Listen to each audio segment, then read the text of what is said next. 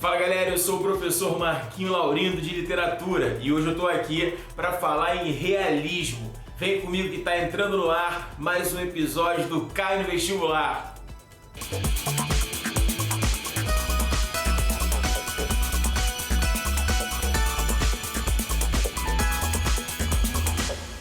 A gente começa aqui falando sobre movimento realista. E o movimento realista ele vai surgir na Europa em meados do século XIX. Toda uma tendência romântica que foi desenvolvida lá e depois aqui no Brasil foi baseada na lógica do sentimento.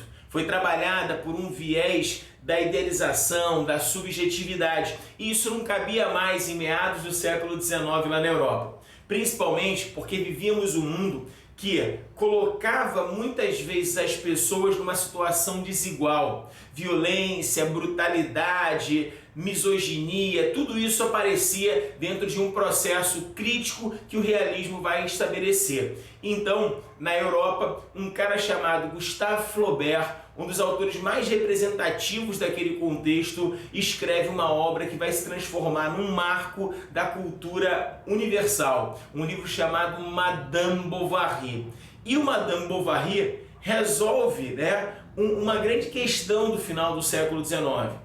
Ele deixa de lado a idealização romântica, a gente para de olhar para aqueles heróis maravilhosos que o romantismo criou, aqueles protagonistas sem defeitos, que viviam um mundo maniqueísta que era dividido entre o bem de um lado e o mal do outro, e começa a criar na nossa produção uma grande complexidade. O Flaubert ele vai criar uma protagonista feminina, uma mulher chamada Emma Bovary, uma mulher que se vê completamente entediada em meio a um casamento que não é satisfatório. E o resultado disso é a traição. Repara, galera, os realistas eles perceberam o seguinte: o romantismo ele foi instituído a partir de valores que de alguma forma guiavam a sociedade burguesa. E pensando dessa maneira, eles foram atacar duas grandes instituições. De um lado, a família, do outro lado, a igreja. E uma pergunta que a gente tem que se fazer é: se eu penso em base moral da família no século XIX, se eu penso numa estrutura familiar bem organizada, eu penso na figura da mãe. Aí você fala assim, mas espera aí, Marquinhos, não era uma sociedade patriarcal na qual o homem era visto como grande provedor familiar? É verdade. No entanto, como era uma sociedade realmente patriarcal, machista, misógina, esse homem ele tinha certas liberdades que a sociedade dava que a mulher era praticamente proibida, quer dizer, praticamente, era totalmente proibida. A mulher ela ficava relegada a uma esfera do lar, cuidar da família, cuidar do marido, dos filhos. Então o que os realistas percebem? Se eu quero fazer uma crítica aos valores românticos, é fundamental que eu critique essa mulher. Eu posso criticar também o pai, o homem, tudo bem, mas a crítica não vai ser tão incisiva. Então eles criam a lógica que vai ser muito utilizada no movimento realista, que é baseada na mulher, que é mãe e é adúltera. Ou seja, o adultério é a forma que eles vão utilizar para destruir o sonho romântico, para quebrar a idealização. E nesse sentido eles vão ser muito bem-sucedidos. O Madame Bovary é só um dos livros que vai trabalhar essa lógica, tá? Você pensa, na França você tem o Flaubert, em Portugal há um autor fundamental chamado Eça de Queiroz, que vai escrever um clássico chamado O Primo Basílio, que vai ter também uma protagonista feminina, que vai sofrer em função dos triângulos amorosos, da relação de adultério que vai ser instituída ali. Então repara, tudo isso vai chegar ao Brasil. E chegando ao Brasil, vai ter grande desenvolvimento com um autor que é realmente um gênio, um cara que vai dar um outro patamar para a nossa produção literária, um cara chamado Machado de Assis. O realismo no Brasil ele vai começar em 1881, com a publicação do Memórias Póstumas de Brás Cubas do Machado de Assis. Mas antes da gente falar do realismo aqui no Brasil especificamente, eu queria remeter as características que esse movimento vai trazer de forma mais geral, tá? Gente, vamos parar e pensar. Quando eu falo em realismo, eu falo numa reação ao romantismo.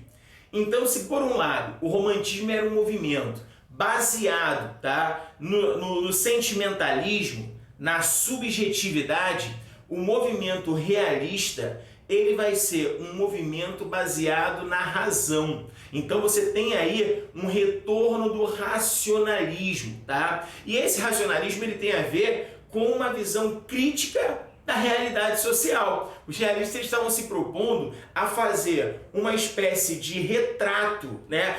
Eles estavam se propondo a ser um espelho daquela realidade. Então o autor realista se propõe a mostrar o que acontece. E por isso, gente, eles não vão se permitir trabalhar de forma subjetiva, como os românticos faziam. Os realistas, na Europa sobretudo, eles vão focar e tentar criar um distanciamento entre o narrador e o que está sendo narrado. E para isso, eles vão utilizar a terceira pessoa. Ah, Marquinhos, mas como assim? Galera, quando eu quero me manter distanciado daquilo que eu estou narrando, eu uso a terceira pessoa. Quando eu quero me aproximar, eu uso a primeira pessoa, eu crio um narrador personagem.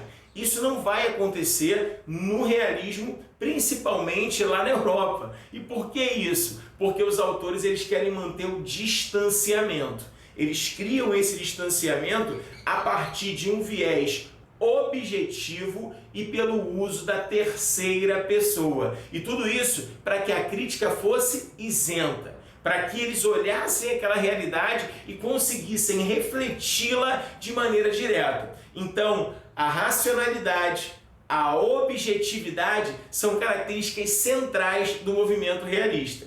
Junta-se a isso toda uma visão verossímil. Acabava-se então com a ideia de que o mundo era perfeito e que todas as relações podiam ser guiadas pelo sentimentalismo e pela idealização. Os realistas chegaram para mostrar a realidade como de fato ela era, sem hipocrisias. E nesse sentido, eles fazem uma crítica muito direta às relações familiares. Nas obras do realismo, o adultério, toda aquela visão baseada nos triângulos amorosos vão dar substância às obras e à crítica que vai ser estabelecida. Uma outra crítica que também é muito relevante dentro do realismo é a crítica à igreja, aos valores estabelecidos por essa instituição. A gente não pode esquecer que esse caráter anticlerical ele vai ser central nas obras dos realistas. Basta a gente pensar, por exemplo, em autores como Eça de Queiroz, como Machado de Assis, que vão trabalhar muito bem. E um detalhe que é significativo com relação à crítica à igreja é a crítica ao casamento. Se é o casamento, né, aquele elemento consolidador da base familiar, e eu quero destruir a família, eu bato na igreja e assim eu também quebro a idealização com relação à família, aquele mundo perfeito que foi criado pelo romantismo. Então, os realistas eles partem para essa crítica, uma crítica baseada na razão, uma crítica baseada na verossimilhança e na objetividade. Assim, eles criam então um tipo de produção literária que era um reflexo da realidade do final do século XIX aqui no Brasil. E quem é o autor que vai trazer, né, o movimento realista de fato para cá? Um sujeito chamado Joaquim Maria Machado de Assis. O Machado, ele é o grande autor brasileiro do século XIX e para alguns críticos ele é o grande autor brasileiro da nossa produção, né? Um cara que vai assim dar uma referência diferenciada para a nossa literatura, vai colocar a nossa produção em outro patamar. Essa que é a grande questão. E as obras do Machado, como Memórias Póstumas de Brás Cubas, publicada em 1881, que vai ser o marco inaugural do realismo brasileiro, já mostram claramente essa crítica, esse viés crítico, né, com relação às relações sociais de um modo geral e relações, né, sentimentais de uma maneira mais particular. Depois a gente vai ter, por exemplo, Quincas Borba, que é uma grande crítica. E mais que isso, a gente vai ter como um dos símbolos máximos da obra do Machado de Assis um livro chamado Dom Casmurro, que tem um Bento Santiago, personagem principal, que fala sobre uma suposta traição da sua esposa, uma personagem maravilhosa chamada Capitu. Mas galera, isso é assunto para um próximo episódio do Cai no Vestibular. Até lá!